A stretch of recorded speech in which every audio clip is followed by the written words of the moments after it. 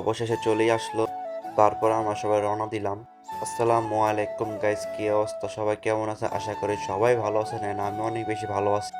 তারপর তাড়াতাড়ি করে নেমে যাচ্ছি, আমাদের রাজধানী বাস চলে আসছে। আমরা যাচ্ছি মিরপুর 2 আমাদের কলেজে।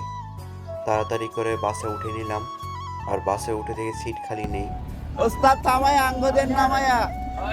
তারপর বাস থেকে নেমে নিলাম, তারপর কলেজে গেট দিয়ে ঢুকে নিলাম। আজকে মূলত ছিল আমাদের কলেজে পিঠা উৎসব, আর কলেজে ঢুকতে দেখি নাচ গান শুরু হয়ে গিয়েছে। আর অনুষ্ঠানের প্রায় শেষ পর্যায়ে আমরা গিয়েছিলাম, আর ভিউটা অনেক সুন্দর লাগছিল। এখন হচ্ছে নাচানাচি সিন পার্ট চলছে।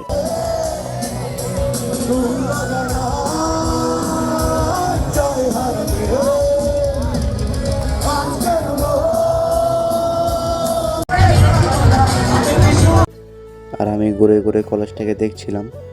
আর এই পিঠা উৎসবটা সকাল 10টা থেকে শুরু হয়ে গিয়েছিল, আর আমরা অনেক লেটে গিয়েছিলাম। আমরা দুপুরে লাঞ্চ করে তারপরে গিয়েছিলাম।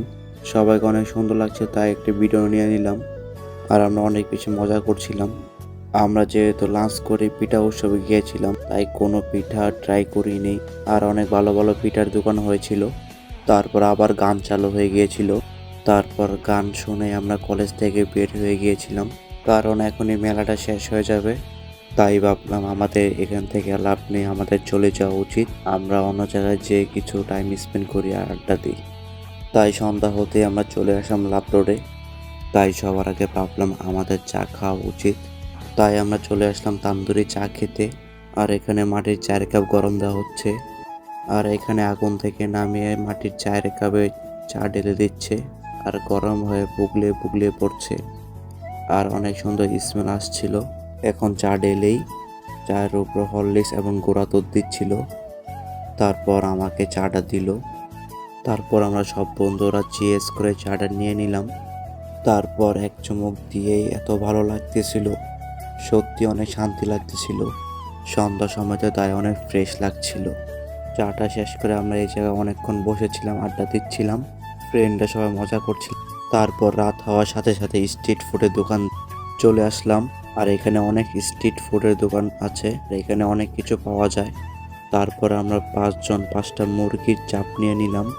আর এখানে কোয়েল পাখি, বিফ ও চিকেন পাওয়া যায়। তারপর দেখতে দেখতে খাবার চলে আসলো আমাদের।